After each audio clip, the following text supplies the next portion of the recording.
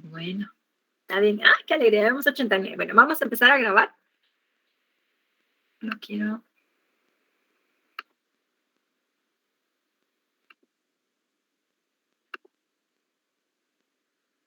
Mientras empieza la grabación, vamos a ver.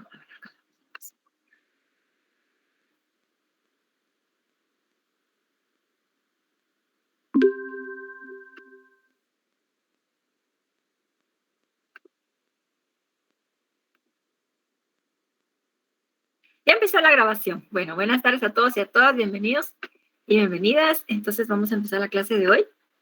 En la clase anterior empezamos a hablar acerca de, hablamos de la situación de Centroamérica, ¿verdad? Antes de la independencia, y también hablamos de las causas externas. A ver, cuando nos referimos a las causas externas, a ver, vamos a recordar un poquito, ¿verdad? De la clase anterior. ¿Cuáles son esas causas externas de la independencia? A ver, les toca hablar así. Una puede ser el grito de guerra de México. Como menciona Amanda, sí, la declaración de independencia, digamos, la guerra de independencia mexicana, ¿verdad? O sea, empieza 16 de septiembre de 1810, ¿verdad? Con este movimiento encabezado por el cura Hidalgo. Ajá. Y que se convierte en una situación permanente, ¿verdad? En la que varios generales están combatiendo a las fuerzas realistas, ¿no? Etcétera. Ok. ¿Qué más? ¿Qué más? ¿De qué más hablamos? El plan de Iguala.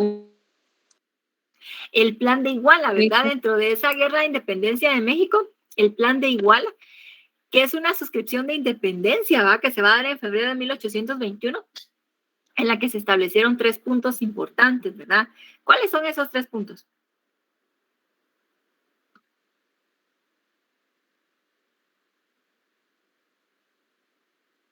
La independencia de España.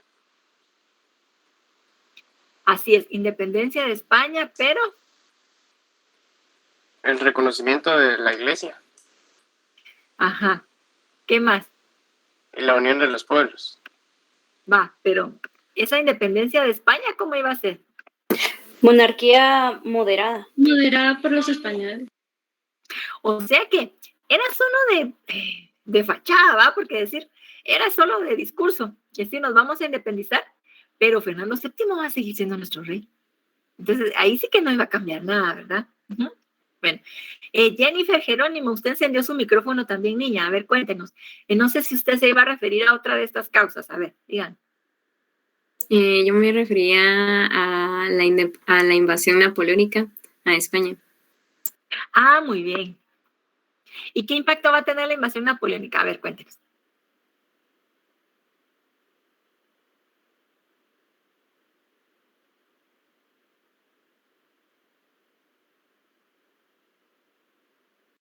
Esta llega a tener una forma de gobernar de nepotismo asesorado, o sea, gente preparada. Esperadas, ¿no? De la invasión napoleónica, ¿cuáles podríamos mencionar?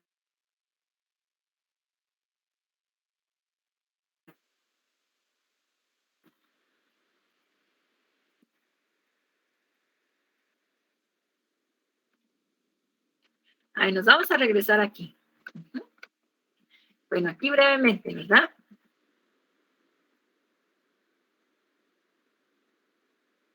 Uh-huh.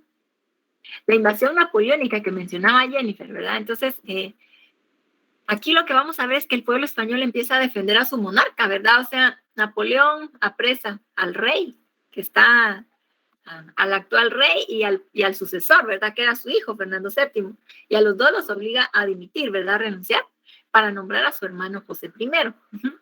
Entonces, aquí empieza una guerra de independencia del pueblo español para liberarse, expulsar a los franceses, ¿verdad? Entonces, antecedentes o ganancias, podríamos decir, ¿verdad? O avances que van a ser importantes, pues que Napoleón otorga la Constitución de Bayona, que va a posicionar esa discusión sobre la importancia, ¿no? de la ciudadanía, de la relación entre gobernantes y gobernados, división de poderes, etcétera, ¿verdad? Y también toda la organización popular que va a surgir en España y que también se va a motivar en América, ¿verdad? De ahí, pues surge también la convocatoria a Cortes, en donde se va de la que surge la Constitución de Cádiz, ¿verdad? La Constitución de 1812, también conocida como la PEPA, que va a tener también bastante relevancia para el Nuevo Mundo, ¿verdad? Bueno, habíamos mencionado otras de estas causas externas, como la Revolución Francesa, ¿verdad? La Guerra de Independencia de Estados Unidos, las 13 colonias inglesas, las ideas de la Ilustración, las ideas del liberalismo inglés, que van a ser fundamentales, ¿verdad? Para fundamentar, ¿verdad? Estas revoluciones que vinieron posteriormente, ¿sí? Estas independencias, la Revolución Francesa, y además van a motivar también a personas, digamos, que en América que se enteran, ¿verdad? Están imbuidas dentro de estas ideas, llegan los materiales de manera clandestina y se discuten, ¿verdad? Bueno, ok. Otro de los antecedentes fue la rebelión de Rafael Riego, ¿verdad? Que se rebeló, digamos, no quería venir a América a combatir a quienes estaban peleando por su independencia y obliga a Fernando VII a poner en vigencia nuevamente la Constitución, ¿verdad? La Constitución de Cádiz. Bueno, también mencionábamos la independencia de Haití, ¿verdad? Bueno. Ok, bueno, entonces nos vamos a ir ahora a las causas internas. A ver, solo quiero...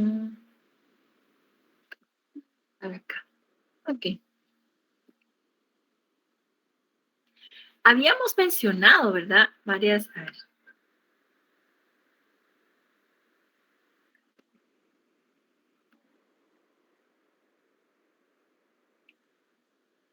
Solo les voy a proyectar esta vez.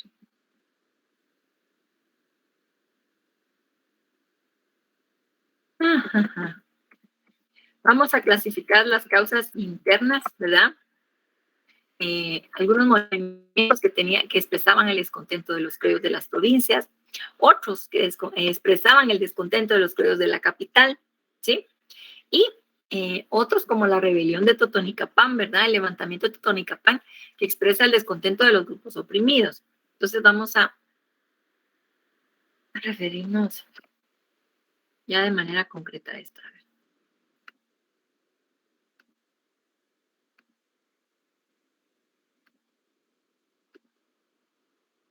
Bueno.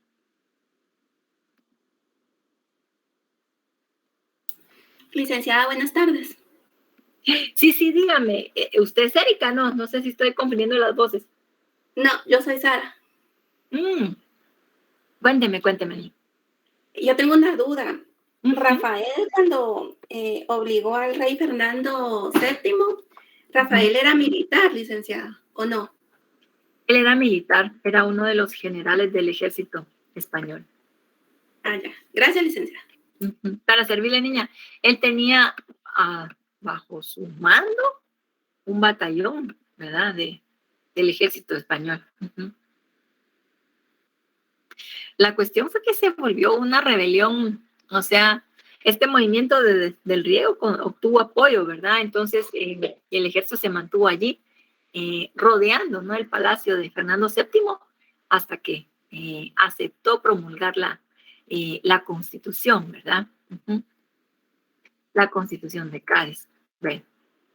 Entonces, en la clase anterior habíamos hablado un poquito acerca de cómo se encontraba la capitanía, ¿verdad? Cómo se encontraba Centroamérica en aspectos sociales, económicos, cómo estaba distribuido el poder, ¿verdad? Las riñas, las diferencias que había entre los criollos de la capital con los de las provincias, también, digamos, todas las diferencias que había entre los criollos en su conjunto, ¿verdad? Y los funcionarios españoles, pues que tenían el control de los principales cargos, ¿verdad? Entonces, bueno, vamos a referirnos ahora a las causas internas. Ay, fíjense que aquí viene llegando algo. Ok. Bueno, entonces... Ok. Muy bien.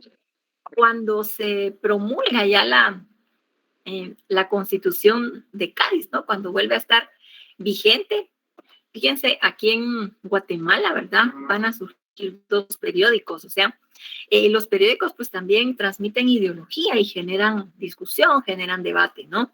Tienen bastante impacto en la población. Obviamente para esa época pues era muy poca la población que sabía leer y escribir, ¿verdad? O sea, podríamos hablar tal vez un 3%, ¿no? 3-5%, realmente eran muy pocos. Y entonces el público, los lectores de estos periódicos, era gente de la capital, ¿verdad? O de las ciudades principales, San Salvador, León, Granada, San José, Alajuela, etcétera, ¿verdad? Va. Entonces, pero eran esta gente que estaba inmersa, ¿verdad? En todo este movimiento, que discutían las ideas acerca de la necesidad de una independencia, ¿verdad? Entonces, este debate se va a trasladar también a estos periódicos y al mismo tiempo van a contribuir a difundir esas ideas y para que otras personas puedan conocerlas, ¿no? Bueno, entonces, importante también fue en Centroamérica, ¿verdad? Cuando se crean las sociedades económicas. O sea, estas eran agrupaciones que empezaron a surgir en Europa, ¿verdad? Eran como clubes, digamos, grupos, ¿no? De personas en donde se sentaban ellos a conocer los libros, los documentos de Locke, de Rousseau, de Voltaire, ¿verdad? Hablar acerca de la importancia de la educación para el desarrollo, de que el pueblo se le puede oponer, ¿verdad? A las autoridades, las puede destituir, etcétera. Entonces, Guatemala no fue la excepción. Y entonces, esta especie de moda, podríamos decir, ¿verdad?, de constituir un grupo que se identificara como sociedad económica de amigos del país, ¿verdad? Pues también va a surgir acá un grupo, ¿verdad? A finales de 1700. Aquí pues vamos a encontrar algunos criollos, también mestizos, ¿verdad? Las capas altas, ¿no? De la ciudad, curas, militares, profesionales, comerciantes, ¿verdad? Pues que van a conocer esos documentos, esos libros van a llegar ahí sí que ¿Alguien encendió su micrófono? Ah, gracias. Estos libros entonces van a llegar hasta Guatemala, pues de manera clandestina, ¿verdad? Y pues ahí van a ser conocidos, discutidos. En Europa, por ejemplo, cuando surgen estas sociedades económicas, se pone de moda también los cafés, ¿sí? Las cafeterías, ¿no? Que decimos actualmente. Pero los cafés fueron muy famosos y allí se reunían estas personas a discutir estas ideas. En el caso de Guatemala, lo que se hacía era, se organizaban tertulias, o sea, en las casas de estas personas que participaban, ¿no? Se organizaban reuniones y entonces allí pues se servía pues algo de comer, ¿no? Y pues ahí podían platicar, intercambiar estas ideas, ¿sí? La casa de doña Dolores Bedoya de Molina, por ejemplo, sirvió para, allí se realizaron múltiples reuniones, ¿verdad? Tertulias en donde se discutían estas ideas, ¿verdad? Bueno, ok, entonces se conocían, digamos, todas estas ideas de la ilustración inglés, se discutía también acerca de cómo había avanzado la revolución industrial en Inglaterra, qué avances tenían, ¿verdad? Qué logros había dejado la Revolución Francesa, la independencia en Estados Unidos, todo esto, ¿verdad? Bueno, ok, entonces, dentro de las causas internas que vamos a encontrar, ¿verdad? O sea, esto que les mencionaba hace un ratito van a ser, digamos, la sociedad económica, los periódicos, pues van a contribuir a que se conozcan, ¿sí? Estas ideas revolucionarias de cambio y también para difundirlas, ¿verdad? Muy bien. Entonces, dentro de estos procesos que se fueron dando, ¿verdad? En Centroamérica vamos a encontrar, ¿verdad? Varias rebeliones y movimientos que fueron encabezados por diferentes personalidades, ¿verdad? O por diferentes sectores. Entonces, podemos hablar, por ejemplo, de rebeliones que se fueron dando en las provincias, ¿verdad? Sublevaciones y que eran encabezadas por los criados de las provincias, ¿sí? Entonces, aquí ya vemos que de manera activa van a participar, por ejemplo, en San Salvador, en 1811. Fíjense que a San Salvador llegó la noticia de que se había apresado al padre Manuel Aguilar. Pues el padre Manuel Aguilar pues era de una familia criolla, ¿no? Y resulta que el arzobispo Casauzi Torres había mandado a apresar al padre Aguilar, porque este se había negado a leer durante la misa una carta en la que el arzobispo manifestaba su rechazo hacia el cura Hidalgo, ¿sí? El cura que había decretado la independencia ya en México, que había iniciado todo el proceso, ¿no?, de independencia, ¿sí? Entonces, esto fue, generó, digamos, mucho descontento, ¿verdad? Porque el padre Aguilar era muy querido por la población. Y entonces se organiza un movimiento ahí para protestar y que lo liberaran. Porque además de que lo habían apresado a este sacerdote, también se sabía, o sea, miren, aquí en Guatemala siempre nos enteramos, ¿verdad? O sea, antes de que sucedan las cosas, se empieza a filtrar la información, ¿sí? Y entonces se supo que además el arzobispo también había mandado encarcelar a los otros hermanos del padre Aguilar, que también eran sacerdotes, ¿sí? Entonces, bueno, se organizó un movimiento allí en San Salvador, ¿verdad? De protesta, en el que se quiso destituir al intendente, al alcalde, etcétera, en protesta, ¿verdad? Hacia, digamos, esas acciones en contra de estos religiosos. Y fíjense que la discusión, solo les quiero compartir acá, a ver.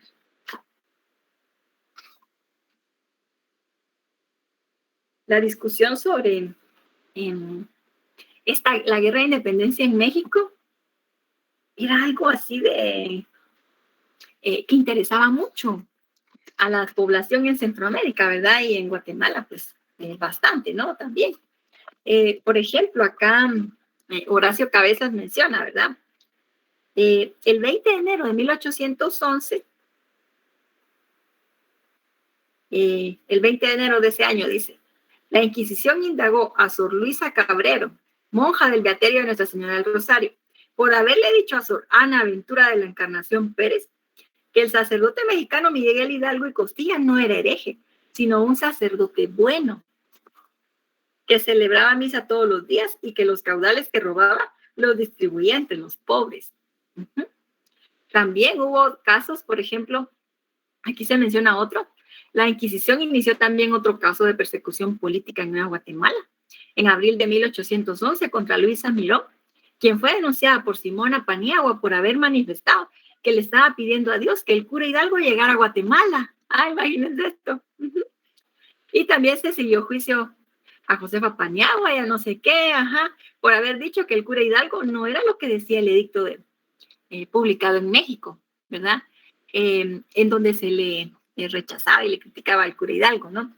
Entonces, esto se había vuelto una noticia que corría, ¿verdad?, por todas partes.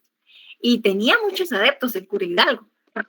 Entonces, imagínense, o sea, en lugar de darle, aplacar, ¿no?, toda esa información, el arzobispo, cuando apresa a este religioso de aquí de El Salvador, hizo que se regara más, ¿no?, la noticia y que se difundiera más todo lo que estaba sucediendo en México y digamos, estos procesos que encabezaba el cura Hidalgo, ¿verdad? Bueno. Luego también hubo otra sublevación en 1814, también en San Salvador, en donde se destituyó al intendente, ¿verdad? Y se nombraron a otros funcionarios. Esta, pues, duró varios meses y el capitán general, pues, que era don José Bustamante y Guerra, mandó, ¿verdad?, un batallón para que volviera al orden a estos insurrectos, ¿verdad? Bueno. Hasta aquí sí se escucha. Sí, licenciada. Sí, Lick, se escucha. Ah, muy bien. Gracias, chicas. Entonces, también en Nicaragua se dieron varias sublevaciones. En diciembre de 1811, a principios de diciembre de 1811, se había dado un levantamiento en la ciudad de León, ¿verdad?, encabezado por criollos que cambiaron a las autoridades, pero después de eso juraron, ¿verdad?, la lealtad hacia la corona española. Entonces, la actividad pues ahí terminó. Pero posteriormente, a los días, ¿verdad?, se da otra sublevación en la ciudad de Granada. Y allí ellos directamente, ¿verdad?, destituyen a las autoridades españolas y piden varios cambios. A ver, permítanme, a ver. En Granada, fíjense que los insurrectos van a destituir al intendente y a todas las autoridades españolas y van a gobernar ellos durante varios meses. O sea, esta va a durar desde finales de diciembre de 1811 hasta abril de 1812. Entonces, más o menos 4 meses, ¿verdad? En los que va a estar funcionando este tipo de gobierno, ¿verdad?, que va a tener bastante respaldo de los criollos y de la población ahí en Granada. Y fíjense que ellos emitieron varias ordenanzas, ¿verdad?, como decretos, ¿sí?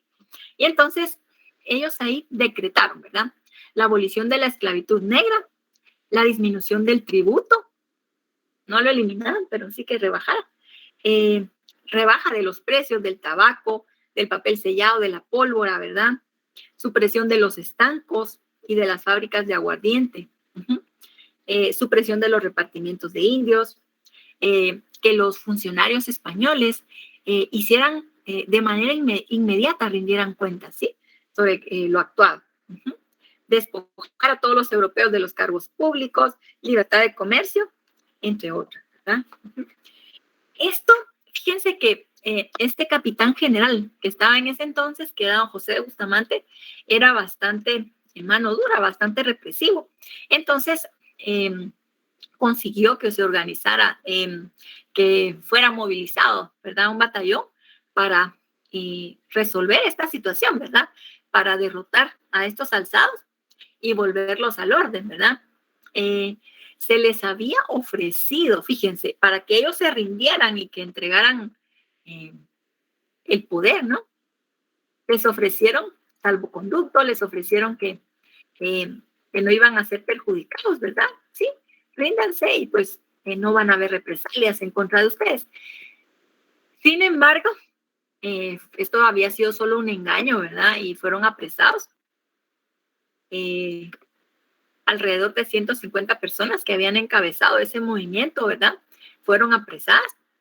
Y aquellos que habían sido condenados a cadena perpetua, ¿verdad?, o condenados a muerte, fueron trasladados hacia la capital, ¿sí? Entonces, pues, a principios de enero venían llegando, ¿verdad?, marchando por la capital, estos insurrectos de Granada, que fue el gran espectáculo, ¿verdad?, en la ciudad. Imagínense todos los noveleros ahí, ¿verdad?, en el centro. Bueno, en lo que era la ciudad en esa época, ¿verdad?, que abarcaba el primer cuadro, ¿verdad?, la zona 1, viendo cómo trasladaban a esos presos políticos, ¿verdad? A ver. Muy bien, bueno. Entonces, además, ¿verdad?, de esos movimientos que se dieron acá en las provincias, ¿verdad?, de El Salvador y de Nicaragua, también, ¿verdad?, en Guatemala, aquí en la capital, está el movimiento que se conoce como la Conjura de Belén, ¿sí? Conjura o Conjuración de Belén, que se dio en 1813. Resulta que este grupo de personas ilustradas, ¿verdad?, que querían, ellos dentro de sus planes estaba derrocar al capitán general, a este José de Bustamante, ¿verdad?, que era todo malvado, ¿sí?, todo mano dura, derrocarlo. Y pues también rescatar a los presos de Granada, ¿verdad?, que estaban acá en la capital, y tomar otros cuarteles, ¿sí?, desde Quetzaltenango, Alta Verapaz, Escuintla, ¿verdad?, que se extendiera esa rebelión. Entonces, lamentablemente, pues fueron delatados, ¿verdad?, y los apresaron. Las reuniones empezaron en donde actualmente está el Instituto para Señoritas Belén, que era el beaterio, ¿verdad?, de la congregación de los betlemitas, ¿sí? Ahí funcionaba en ese entonces, y pues allí fueron, bueno, se realizaron la mayoría de las reuniones, ¿verdad? Otras también fueron en la casa de doña Dolores Bedoya, ¿sí? Pero lamentablemente fueron apresados, ¿verdad? Bueno, hasta aquí no sé si está claro cómo estamos, porque yo va de hablar y no sé cómo están ustedes, si se está entendiendo, ¿verdad?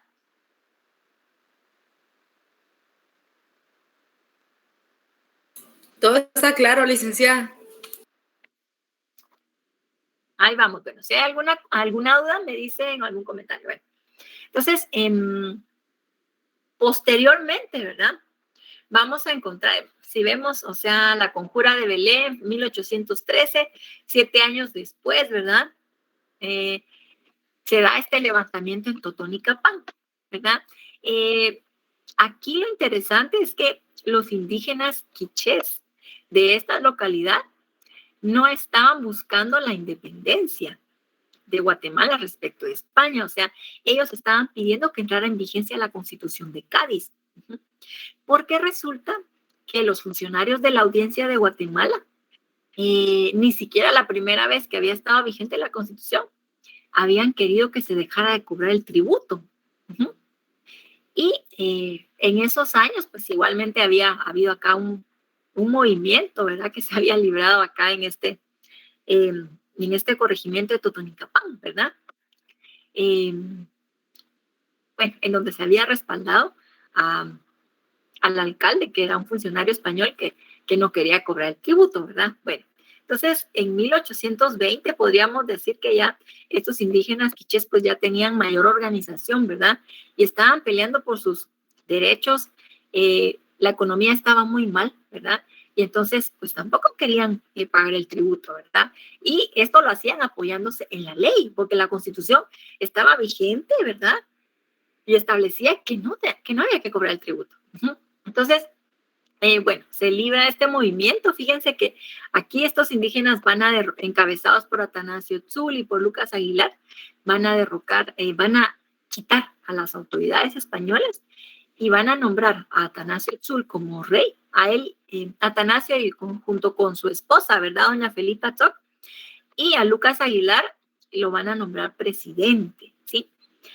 Van a perseguir también estos líderes, ¿verdad? Del levantamiento, van a perseguir a los alcaldes indígenas de los poblados cercanos que sigan cobrando el tributo y los van a obligar para que lo devuelvan, ¿verdad? Entonces va a ser un movimiento bien interesante, pero que también va a asustar, si así lo vemos, ¿verdad? O alertar a los criollos capitalinos de lo que podría suceder si los indígenas se organizan, ¿verdad? O sea, ya hablamos en ocasiones anteriores, ¿verdad? Que los indígenas tenían ay Dios mío, el impedimento, ¿verdad? De que no tenían libre locomoción. Estaban obligados solamente a circular por digamos, dentro del corregimiento, ¿verdad? O la alcaldía a la que ellos pertenecían. Y entonces, esto limitaba también que se pudieran comunicar con otros y poder hacer frente común en contra de los criollos, por ejemplo, ¿verdad? En fin, pero, digamos, era complicado que pudiera llegar a convertirse en un movimiento a nivel nacional o de toda la capitanía, pero en fin, la cuestión fue que entonces esto alerta a los criollos de la capital, ¿verdad? Como quien dice, no tenemos que permitir, ¿verdad? Que se comuniquen los indígenas, que se organicen, que estén ellos, digamos, vinculados a movimientos que busquen la independencia, ¿sí? Porque puede que no nos tomen en cuenta a nosotros tampoco. Bueno. Ok. Bueno. Entonces, para esto, el proyecto de los criollos guatemaltecos, ¿verdad? Los de la capital, pues era restarle poder a los criollos de las otras provincias y que el pueblo no se les anticipara, ¿verdad? El pueblo realmente decretar ellos una independencia a su medida, ¿verdad? Y de acuerdo a las condiciones que fueran favorables para todos ellos, ¿no? Bueno, entonces, en esta coyuntura van a surgir documentos bien importantes, ¿verdad? Hay uno en particular que es el Plan Pacífico. El Plan Pacífico fue elaborado por el Marqués de Aycinena, también en colaboración con don Pedro Molina, ¿verdad? y otros. Estaba también Francisco José Barrundia, ¿verdad? Que se suponían que eran liberales, o sea, como más avanzados en su pensamiento en esa época. Pero en fin, entonces, ¿qué era lo que buscaba el Plan Pacífico? Si nos recordamos un poco de los puntos planteados por el Plan de Iguala, ¿verdad? Que realmente el Plan de Iguala solo buscaba decretar una independencia como, digamos, una cuestión bastante superficial, ¿verdad? Pero seguir vinculados a España, ¿no? Entonces, lo que visualizó, ¿verdad? El marqués de Aycinena fue plantear una independencia en la que ellos pudieran negociar con los mexicanos, ¿sí? Que nos íbamos a anexar a México y pues por un lado, tener el respaldo de los mexicanos, que era pues una nación mucho más grande y poderosa, ¿verdad? Que nos pudiera proteger de invasiones, ¿sí? De otras potencias. Pero al mismo tiempo, negociar ellos primero, o sea, como quien dice, el que pega primero pega dos veces, ¿no? O sea, negociar ellos antes para no perder sus beneficios, ¿sí? Para conservar todos los privilegios comerciales que ellos ya tenían. Entonces, se suscribe este documento de manera secreta, ¿sí? Y ellos, fíjense que ellos tenían correspondencia con Agustín de Iturbide, este general español que había negociado la independencia allá en México. Entonces, le escribieron a Iturbide, pidiéndole que los apoyara, que ellos querían independizarse, pero estar vinculados y que querían la protección de Iturbide. Bueno, y este documento se encontró apenas en el siglo XX, ¿verdad? 1963, por ahí, se encontró en la casa de los Aycinena, ahí donde están las 100 puertas. Bueno, ¿sí se escucha? Sí, licenciada. Muy bien. Yo creo que sí, casi todos conocemos o sabemos por dónde están las 100 puertas, ¿verdad? Ok, esa era la casa de la familia Aycinena. Entonces, allí se encontró, dentro de los archivos, ¿no? De esta familia, este documento que sirve para explicar, ¿verdad? Por qué la independencia nuestra se negoció de esta forma, ¿no? Bueno, ok. Y luego, pues ya, bueno, este documento, Plan Pacífico, fue redactado en agosto de 1821, unos días, un mes antes, ¿no? De la fecha de independencia acá, ¿no? Entonces, y bueno, posteriormente, pues ya, 15 de septiembre de 1821, que es que conocemos, ¿verdad? Que se redactó esta acta de independencia para Guatemala, ¿verdad? Entonces, pero pues vamos a ver algo brevemente, no sé, a ver por allí. Alguien escribió en el chat. Licenciada, ¿por qué el acta dice septiembre 14 de 1821? O la imagen que usted tiene ahí en su diapositiva.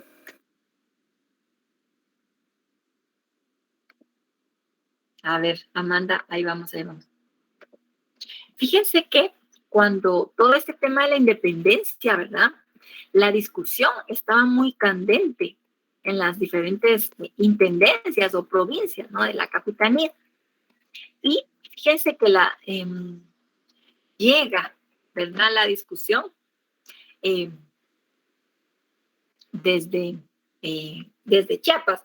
Fíjese, Amanda, que esto está interesante porque según que es la acta de independencia, se supone que se decretó el 15, ¿verdad? Porque este está como, híjoles, pero sí aparece fecha 14. Mire, voy a verificar ese dato, Amanda. Sí.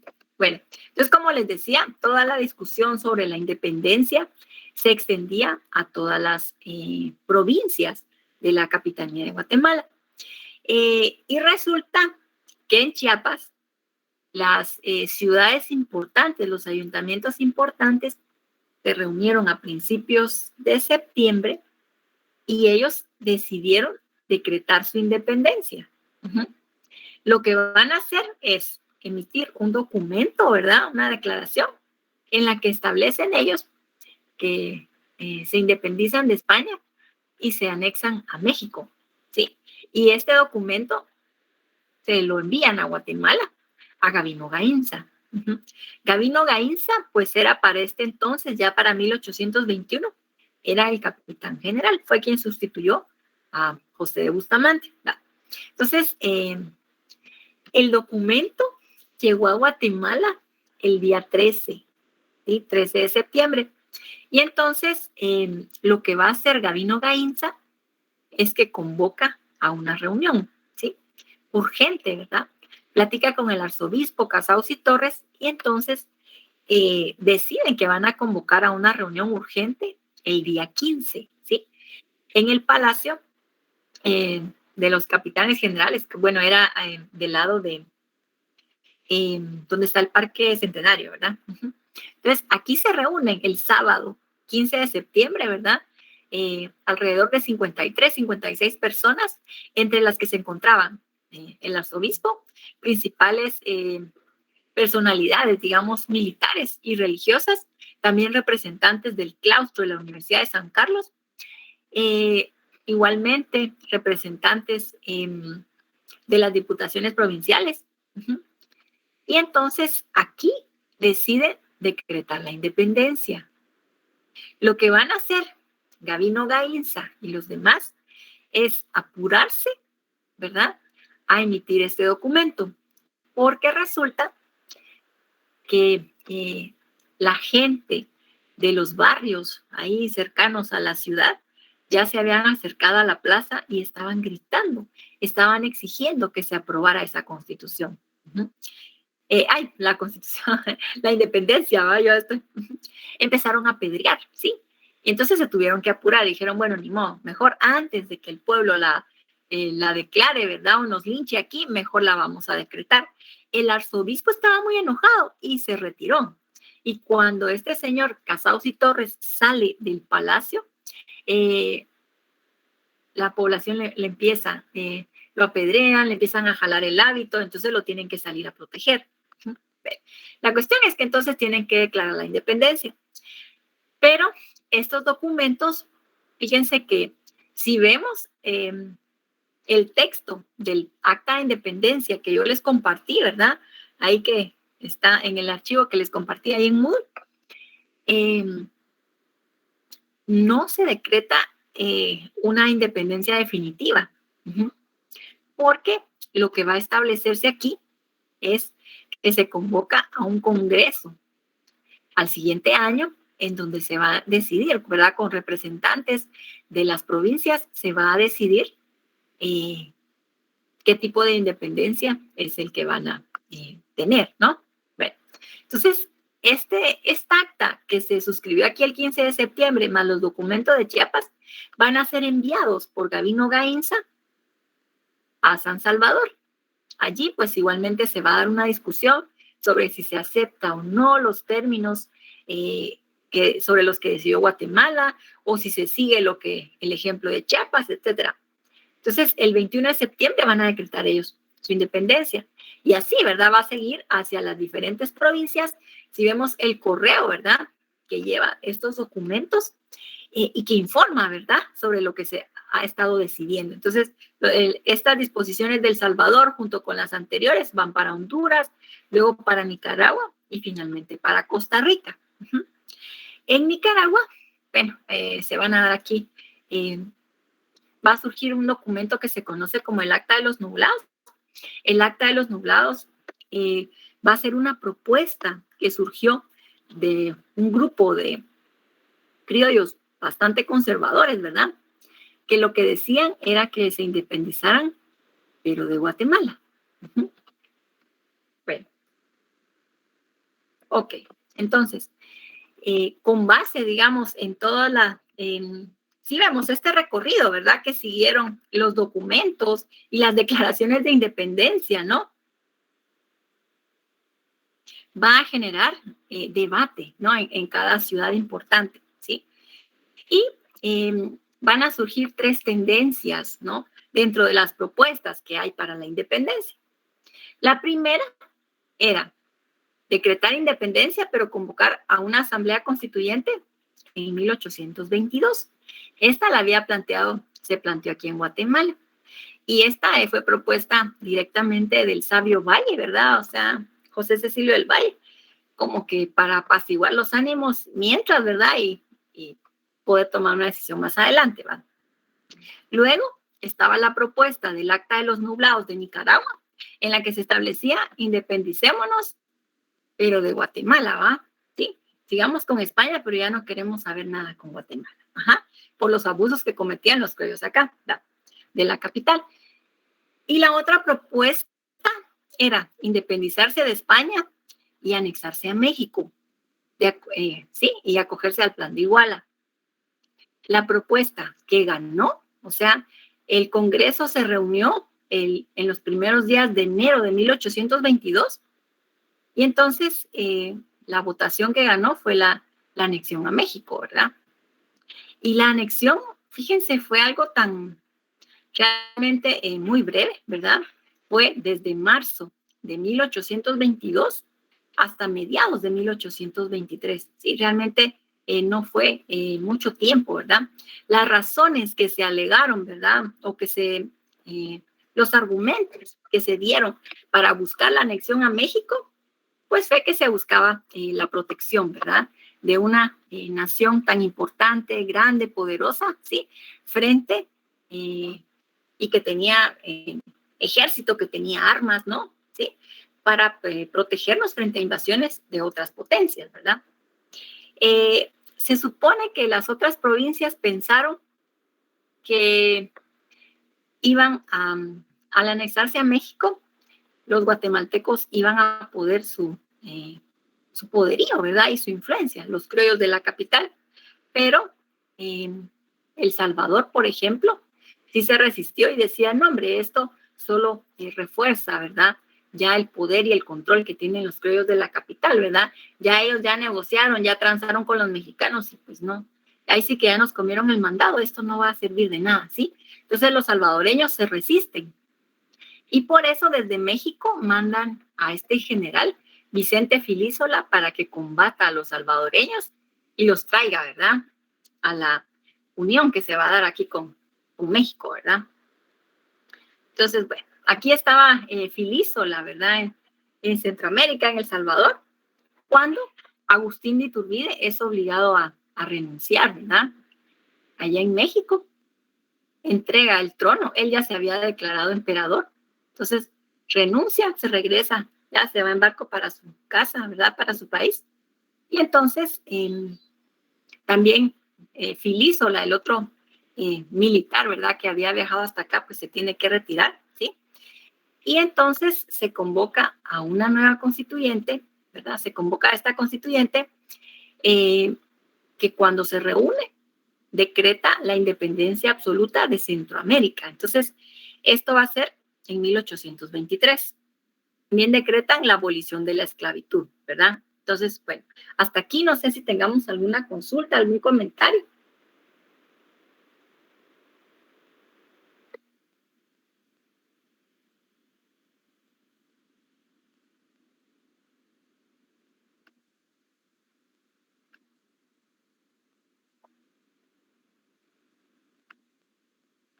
Ninguno, Ligda.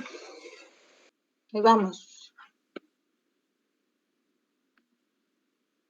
Licenciada, buenas tardes. Perdone, este documento no lo va a enviar a Moodle. Sí, se los voy a compartir, Iris, ahí se los voy a subir. Gracias, Lick. Feliz tarde. Para servirle. Ay, híjoles. Que yo aquí tenía.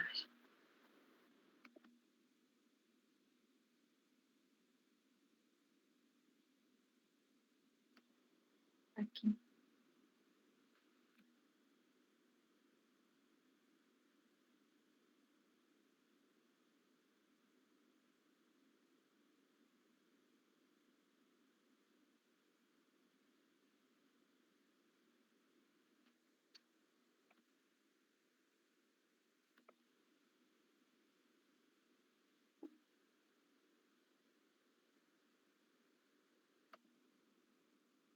A ver, aquí.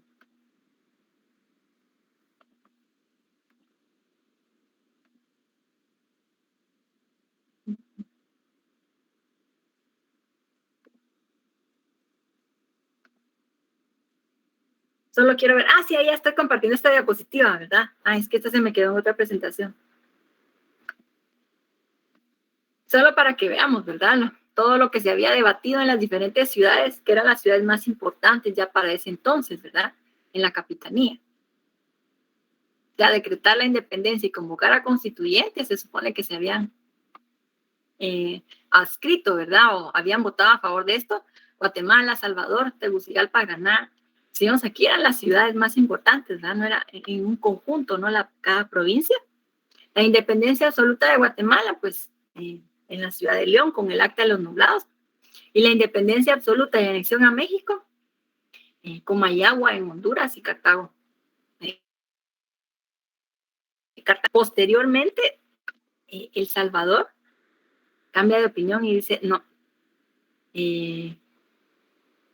no nos conviene. Al principio habían aceptado también la anexión a México, después ya no, etcétera, ¿verdad? Bueno, como que en este cuadro está un poquito más claro, siento yo, las tendencias, ¿verdad? Bueno, no sé si tengamos algún otro comentario, alguna duda al respecto. Licenciada, yo había leído que también la anexión a México había traído pobreza financiera porque había que pagar la manutención de... no me recuerdo qué era, pero también había empobrecido eso a Guatemala. Así es, Erika. Fíjese que cuando llegan estos soldados con Vicente Filizo, la verdad, a pacificar el área y a unificar todo, ¿no? Las provincias para anexarse a México, también eso significó desembolso, ¿verdad? Porque había que pagarles, darles donde dormir, darles de comer. Entonces, fue pérdida, ¿no? También para la capitanía, ¿verdad? Esto sí fue, afectó bastante. Uh-huh. También, por ejemplo, siempre, digamos, venía a perjudicar, ¿verdad? Las arcas, también habían vecinos que tenían que dar contribuciones o se subían los impuestos. Entonces, sí afectó bastante. Fíjense que, de hecho, cuando digamos, termina esa anexión, fue un periodo muy breve, ¿verdad? Entonces, se da esa separación ya de Centroamérica, ¿no? Respecto de México. El presupuesto que se tenía era muy limitado, ¿verdad? Tenían muy poco margen realmente para gastar, debido a que habían invertido mucho también en darle de comer y en financiar a ese ejército que había llegado desde México, ¿no? Entonces, vamos a ver que cuando empieza ya la nueva etapa de Centroamérica, ya que ellos van a decidir funcionar como federación. Entonces, ya en esa etapa, aparte de las malas decisiones que se tomaron, muchos gastos en que se incurrieron, realmente no había, no tenían un presupuesto adecuado para financiar tantos los cambios que ellos querían realizar. Entonces, va a ser uno de los inconvenientes, ¿verdad? Y que va a influir en que la federación tampoco funcione, ¿verdad? Además de los localismos y otras cuestiones, pero caudillismos, pero el aspecto económico va a ser bien importante.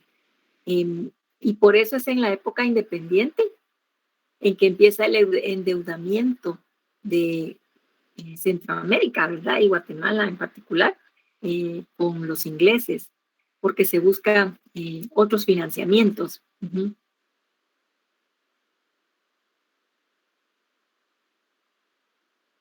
¿Algún otro comentario, consulta?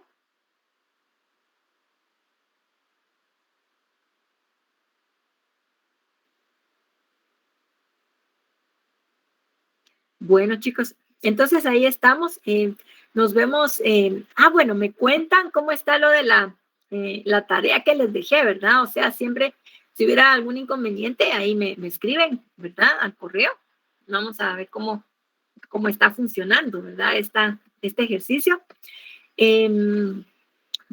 Entonces, y en la próxima clase ya vamos a hablar acerca de la Federación Centroamericana, ¿verdad? Ya nos iríamos al capítulo número 14, ¿verdad? Uh-huh.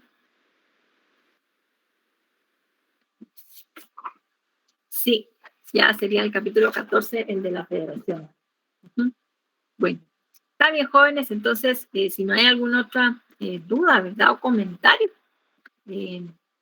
aquí nos quedaríamos, ¿verdad? Nos vemos entonces el martes. Martes todavía tenemos clase, martes y jueves.